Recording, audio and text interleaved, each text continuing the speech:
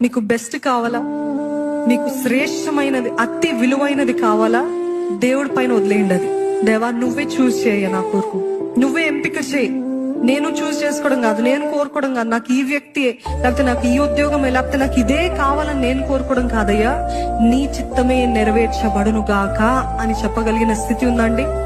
అవును, ఆయన చాలా మంది ఆరాట పడుతున్నారు, వేచి ఉండే సమయంలో ఉన్నారు. పదే పదే దేవుడు అదే చెప్తున్నాడు.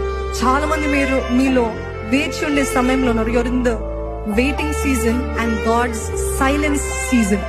అవునా కదా? దేవుడు ఎందుకు మౌనంగా ఉన్నాడు? దేవుడు నన్ను ఇంకెందుకు ఇంతకాలం వేచి ఉండమంటున్నాడు? నాకు అర్థం కావట్లేదు అని డిస్కరేజ్మెంట్ వచ్చేస్తుంది. అన్నిటికంటే కష్టమైనది ఏంటి తెలుసండి?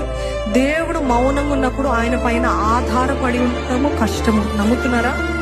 ఆన్సర్ రావట్లేదు, ఎటువంటిది ఏ సమాధానము రావట్లేదు, ఏమీ స్పష్టంగా కనపడట్లేదు. కానీ నన్ను నమ్ము, నన్ను నమ్ము, నన్ను నమ్ము అంటున్నాడు దేవుడు. ఎట్లుంటది? ఇంకెంతకాలం నమ్మాలయ్యా, ఇంకెంతకాలం వేచి ఉండాలయ్యా, ఇంకెంతకాలము అనే డిస్కరేజ్మెంట్ ఫీలింగ్ వరకు వచ్చి ఉంటారేమో. కానీ దేవుడు ఏమంటున్నాడు తెలుసా?